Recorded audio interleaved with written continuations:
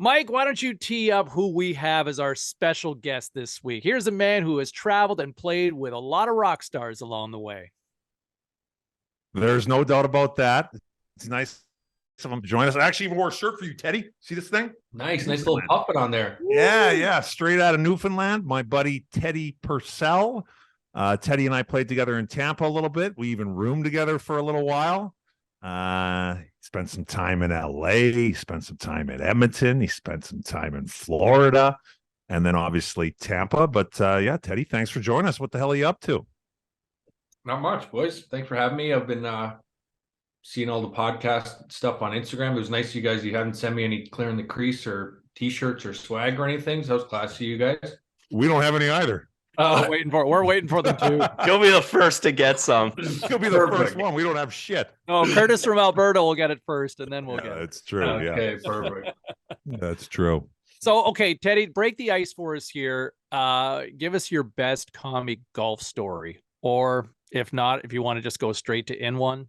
Then best commie golf story. Fuck, we've been everywhere. Ireland, Arizona, Florida, here, LA. Actually, the funny one was it's a good story and it's pretty quick. I know sometimes me and Commie get talking, our stories get a little long-winded, but they are funny. But so is when Commie's buddies with Max Homa. So he was out, he won the Genesis a couple of years ago. So I wasn't in the country club that I'm in yet, so we didn't have really anywhere to go. I was being America's guest. Commie was my guest. We needed people to host two of us all over LA. So Homa just won at Riviera at the Genesis. Commie's buddies with him. Commie texts him like, "Hey Max, can you get us on Riviera? Really hard track to get on. Awesome course." Max is like, "Sorry, man, can't do anything." So anyways, 5 minutes later, me and Commie text some more people. We were on Bel Air, Riviera, LACC, and Sherwood. And Commie texts Max back like, "Hey man, anytime you need anything in LA, let me know. I'll get you a tee time in 2 minutes." Then Teddy and I went and played. We went and played Riviera, so we go have a good time or whatever. We basically had the golf course to ourselves. And I'm like, man, I got to give Max something. So I was calling him the King of Riviera after he won that tournament, right? The Genesis Tigers tournament, one of them. And so I went into the pro shop and I bought a black visor for Max because he's a member at Whisper Rock where I'm at here in Arizona also. And then I signed it. The new King of Riviera signed it, put my number on there and hung it in his locker. He never wore it, but I'm sure he put it straight to the garbage. But anyways, but yeah, we're actually going. We're going to do that again next week. Are we still on for next weekend, Teddy, or what? Yeah, you gonna come in? Am I invited? Yeah, you're always invited. Yeah, you just tell me when to fly in. I'll be there a day early. That's dangerous when Commie says that too, boys, because when he said he lived with me in Tampa, he was living in the hotel from Detroit. I was single. I had a condo right across from the rink, a 2-bedroom, had a car. I was like, "Hey, man, get out of the hotel. We're not making the playoffs. Let's just have fun. The season's over in like 5 weeks." Fast forward 9 months later, we had a lockout. Commie took over my condo. He was still living with me 9 months later. Sometimes I'd go in the morning to go to work out because I was still trying to play. I was still under contract. He knew he was kind of done. I knew I was done. And I'd go to get my car in the morning to go work out. Car's gone. I'm like, I'd come back after. I'm like, "Where were you?" He's like, "What do you mean? It's my house now. It's my car. I was out fucking around." So I had to bike to the gym. I was like, "That's awesome. What a good." Wow, you get a little extra exercise. It was awesome too. I'd never driven a Porsche before. It was great. I was living. I feel like Razor and I have felt like Commie's been a homeless. We would count as a homeless guy for the better part of the last 10 years, just couch surfing from buddy to buddy's place. Right? Have a golf tournament. Have a golf course. Sure. Yeah. But he's a good host. He had me out in Phoenix. We were out there. It wasn't for the Waste Management. I saw you there. I was out for a golf tournament, we were just out golfing. Yeah. Maybe before Christmas. And he set me up at his Airbnb, staying at the Dog Pound. It was great. Carted me around, took me out of his course. Yeah, we do have a good time. I do have a spot, we were talking about a little bit earlier, Tampa Bay. I do have a soft spot for Tampa, and I'm going to sing these guys' praises a little bit. And the first time that I actually hung out with Teddy. So long story short, I get traded to Tampa for literally nothing. And I'm going to play for a little bit. If we stay kind of in the playoff hunt, realistically, I'll keep playing. If not, I'm done. And I knew it was going to be done. I'm going to Russia or back to the American League, whatever. So I get in there playing a few games. We won a couple in a row or whatever. And, these guys most of them are younger than me or whatever, but everybody's very nice. Teddy and Ryan Malone and Steve Stamkos, all these guys. And so after one of the games, we had a couple of days off. And so I don't really know how these guys, roll quite yet. I'm at the Embassy Suites, like, maybe have a drink at the free happy hour at Embassy Suites, but I'm trying to tone it down too. But Teddy's like, no, come over. We got like this little party going on or whatever over at my condo. We ended up doing. So I won't get into all the details, but I ended up going over there and hanging out with Ryan Malone, who's a great dude, but you have me, to. You and Bugsy, yeah. Oh, what a crew. Oh my I'll God. say it. That is a party. Oh my God. And I hadn't really been around Ryan. Well, I learned real fast that Ryan, every time I turned around, was like, here, Mike, here you go. It was a shot of whiskey. I'm like, okay. And then next thing you know, an hour later, we're like tying our ties. It was after a game because we had suits on. Yeah. Tying our legs together, a 3-legged race. I put my head through the TV. I could not get it right. Yeah, anyway, there was a couple of girls. There was a couple of girls over there. Commie ate the bullet. His girl was about a little bit bigger than him. So him and her she was in my weight class. Brand new TV hanging on the wall. I'm surprised it didn't go down or it didn't crack. Oh man! We had to go through the 3-legged race, like kind of a race through the house, outside to the slider, around the furniture outside, back into the kitchen. It was a hazard. It was a danger zone. Commie went down hard. Oh, I mean, there were some other factors at play that I hadn't done in a long time. I'm not sure how much I should say.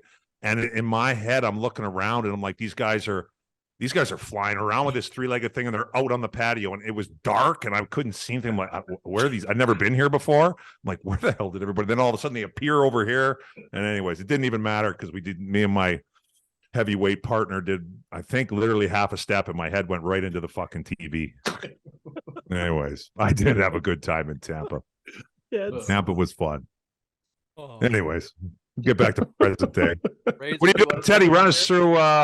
Where do you want to take Teddy? You want to take Teddy Montreal here? What he's doing now? Well, Teddy? I'll tell you what, Teddy. How about this? I mean, from your standpoint, you've just started as a pro scout with Montreal Canadiens, and I'm sure everybody hot stoves amongst their teammates when you're in a room and you pass judgment on people, but now having to do it professionally, having to decide who's good, who's not. What's that been like to do that professionally now, to actually be a judgmental mofo essentially in the press box? It's tough because a lot of the scouts and stuff, they watch hockey and all the time. And I've learned it even when I was a healthy scratch or injured. You watch up in the press box and it looks really fucking easy from up there.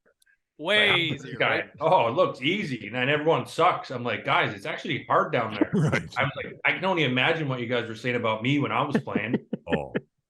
So that part is different. I actually root for more guys than I shit on. I don't shit on anyone, but if they want an opinion, you obviously like more certain players more than others.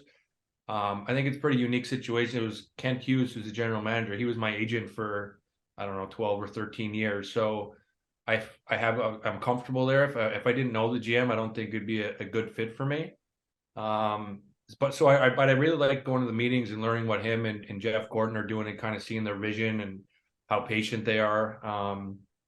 So it's been different. And, listen, I watch hockey anyways, and now to get paid for it and have a little opinion. I know I'm really low on the totem pole, even though I think I'm the GM, and sometimes I tell Kent I'm smarter than him. But it's fun. It's something I've always liked, and it's really all I know. So it's been a good transition so far. Do you like the game now? Do you like where the NHL is? The skill, the speed, the lack of physicality? I like some parts of it. Like, I hate saying, when I played like 15 years ago, but it is true. Like, there was always, when I first came in, there was like 5 or 6 guys that were like 36-40 on each team. Those guys are done now. All these guys are into video games and they're not going on the road and they're a bunch of nerds. I don't like that. The skill is awesome. I mean, these kids have YouTube, and now they're watching Connor McDavid since they're 7 years old, and now they're coming up, or Sidney Crosby, whatever it is. Now these kids, the stuff they can do with their puck skills is amazing. The speed is, I mean, you look at hockey now and you're like, wow, Mike Groen's back would be done in 2 shifts.